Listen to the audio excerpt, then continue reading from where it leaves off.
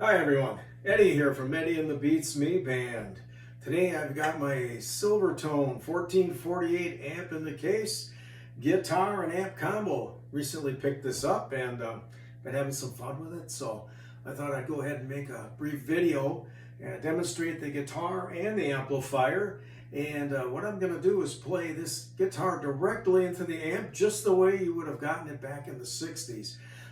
No additional amplification, PA, or effects, so what you hear is what you got. Dan Electro made these guitars and amps back from 1962 to 65. These units were sold by Sears. Back in 65, you would have paid around $70 for the amp in the case combo. That would be about the same as $580 in 2021. So even though it was put out there to be an entry-level guitar and amplifier, it certainly wasn't cheap, especially for the day. And there again too, being entry-level and made relatively cheap, it still proved to be a pretty decent guitar. Silvertone guitars were used quite a bit by a lot of performers who may not even be aware of this.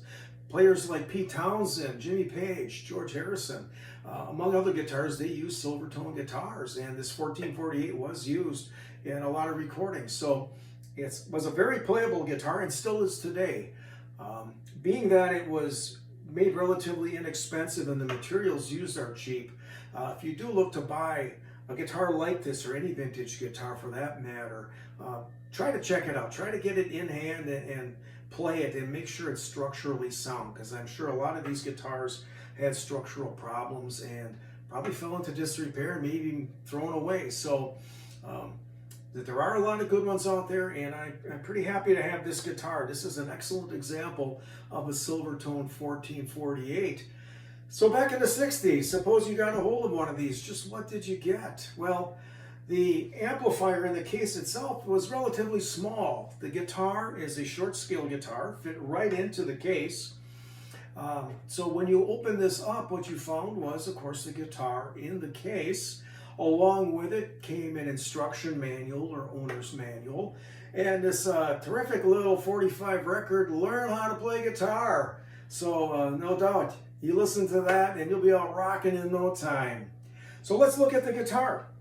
The guitar itself, like I said, is made of relatively inexpensive, and I got to think Dan Electro really went to lengths to find the cheapest materials they could. But again, they were trying to make an inexpensive guitar to get out there for people to enjoy. The body of the guitar itself was made of plywood and covered with this vinyl wrap, which is glued onto the outer edges of the body.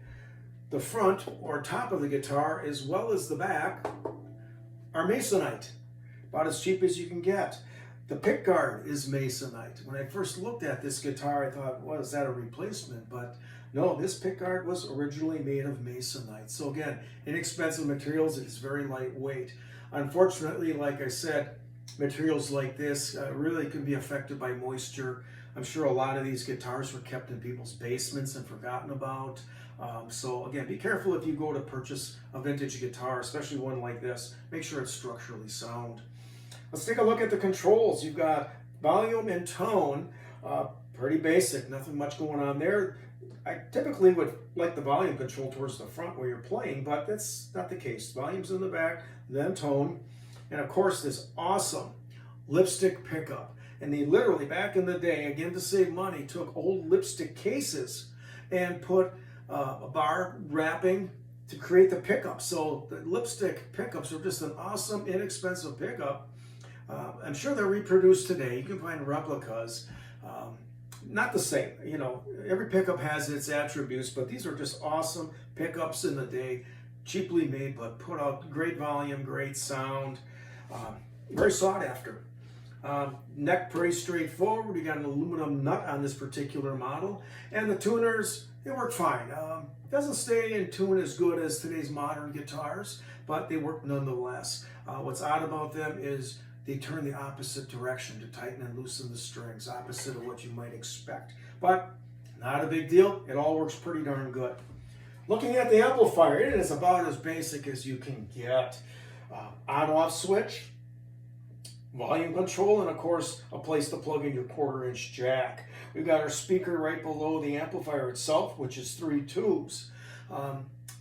They did come out with different speakers, and I think, you know, if you look online even and see these, you might see differences in speakers. Couple reasons, perhaps the unit you're looking at had the speaker replaced, but there too, I think Dan Electro typically just used whatever speakers they could get inexpensively to keep the cost down. So even right from their factory, you might see variations in something like the speaker. So let's play this and see what it sounds like. I've got the volume on the amplifier set about half volume, and on the guitar it's turned up, maybe 3/4 of the way. So let's see what it sounds like. Tone control set relatively bright.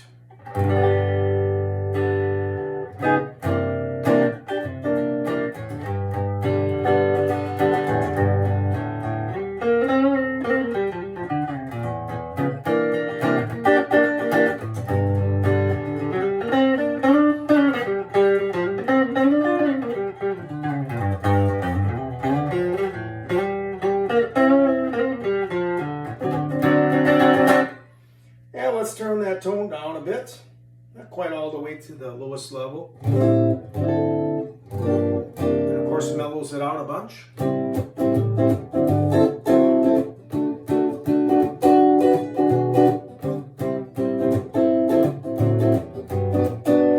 let's go back to the brightness.